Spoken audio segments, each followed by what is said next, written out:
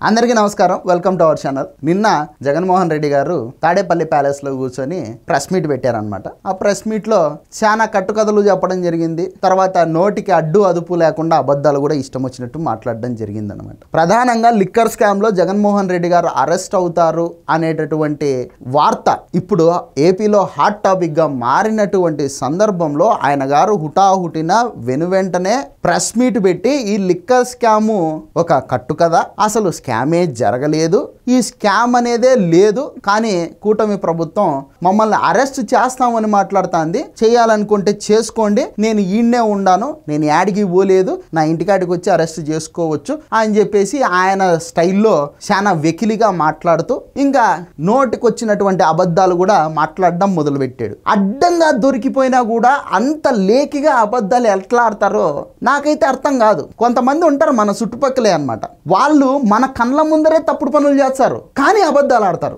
మేము చేయలేదు అంటారు. అట్లాంటి వాడే జగన్మోహన్ రెడ్డి కూడా లిక్కర్ స్కామ్ లో అడ్డంగా దొరికిపోయాడు. ఆయన ఎన్నో తెలివితేటలు ప్రదర్శించారు, అయినప్పటికీ కూడా అడ్డంగా దొరికిపోయారు. కానీ మేము అమాయకులం, మేము నిజాయితీ పరులం, మేము అగ్గిలాంటి వాళ్ళం, ముట్టుకుంటే చేతులు కాలిపోతాయి అని చెప్పేసి చెప్పుకునేటటువంటి ప్రయత్నం చేశాడు అనమాట.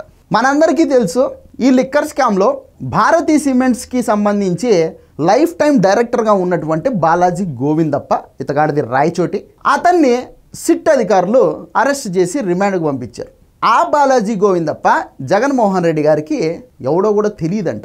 జగన్మోహన్ రెడ్డి గారు అంటారు, బాలాజీ గోవిందప్ప అనేవాడు భారతీ సిమెంట్స్ షేర్ హోల్డర్, అంతే, షేర్ హోల్డరు నా కోసం ఎందుకు పనిచేస్తాడు అని ఎంత వితండవాదమైనటువంటి మాటలు మాట్లాడతాడంటే, దానికి సంబంధించి చూస్తే కనుక జగన్మోహన్ రెడ్డి ఏమంటాడంటే, నా కంపెనీతో సంబంధం లేని వాళ్ళు నా కోసం ఎందుకు పనిచేస్తారు, బాలాజీ గోవిందప్పకు భారతీ సిమెంట్స్లో షేర్లు ఉన్నాయి, అంత మాత్రాన కంపెనీ ఆయనది అయిపోతుందా అని చెప్పేసి మాట్లాడుతూ వస్తూ ఉన్నాడు. కానీ జగన్మోహన్ రెడ్డి గారు మీరు ఎంత మభ్య పెట్టాలని చూసినా, జనాలను ఎంత డైవర్ట్ చేయాలని చూసినా మీరు అబద్ధాలు చెప్పచ్చు, నేను ఒకవేళ అబద్ధాలు చెప్పచ్చు, ఇంకా ఎవరైనా కూడా అబద్ధాలు చెప్పచ్చు, కానీ టెక్నాలజీ అనేది అబద్ధం చెప్పదుగా, ఉన్నది ఉన్నట్టు ప్రజెంట్ చేస్తుంది. గూగుల్లోకి ఒకసారి వెళ్ళి Bharathi cements lifetime directors అని చెప్పేసి కొడితే మొత్తం ఫోటోలతో సహా వస్తాయి. ఇదిగో వచ్చింది. భారతీ సిమెంట్స్ లైఫ్ టైం డైరెక్టర్లలో ఈ బాలాజీ గోవిందప్ప ఒకడు. షేర్ హోల్డరు డైరెక్టర్ అవుతాడా?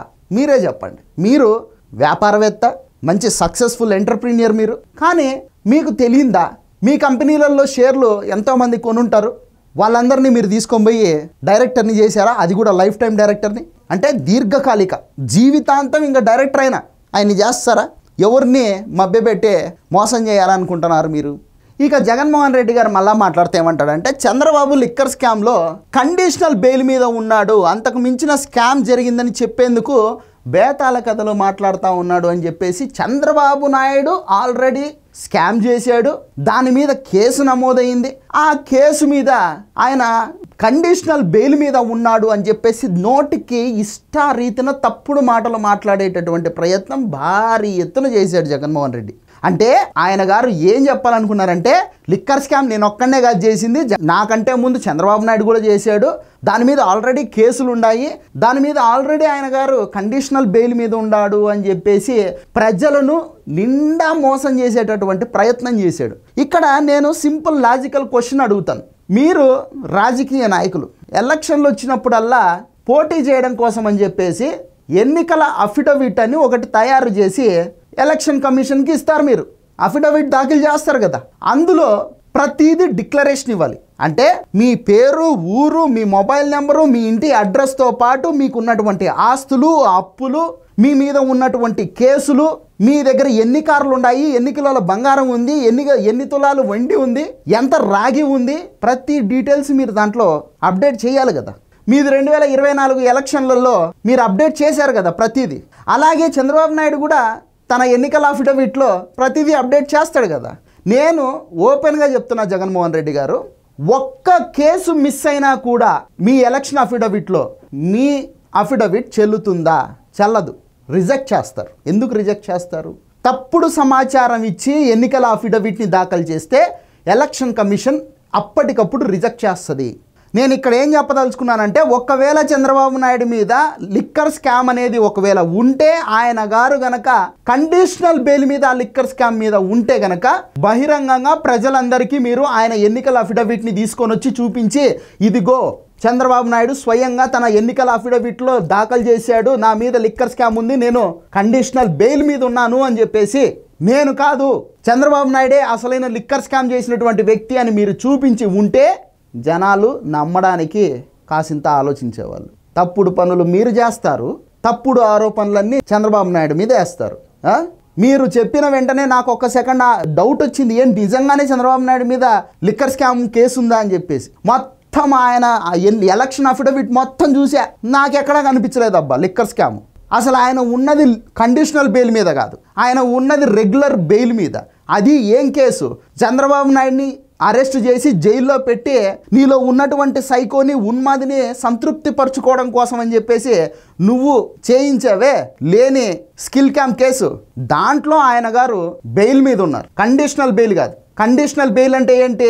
నువ్వు ఎక్కడికైనా వెళ్ళాలి అంటే కనుక సిబిఐ వాళ్ళకు పర్మిషన్ అడగాలి అనేటటువంటి కండిషన్లు ఉంటాయి, దాన్ని కండిషనల్ బెయిల్ అంటారు. చంద్రబాబు నాయుడుకి అటువంటి కండిషనల్ బెయిల్ ఏం లేదు. చంద్రబాబు నాయుడు పాస్పోర్ట్ ఆయన ఇంట్లోనే ఉంటుంది, నీ పాస్పోర్ట్ మాత్రమే సిబిఐ వాళ్ళ దగ్గర ఉంటుంది. తెలుసుకో ఇది. నువ్వు తప్పుడు మాటలన్నీ తప్పుడు కూతలన్నీ కూర్చే ఇంట ఎవరు ఉండరు బా. జనరేషన్ మారిపోయింది, నువ్వు చెప్పిందల్లా ఊకొట్టేదానికి ఏం గొర్రెలమా?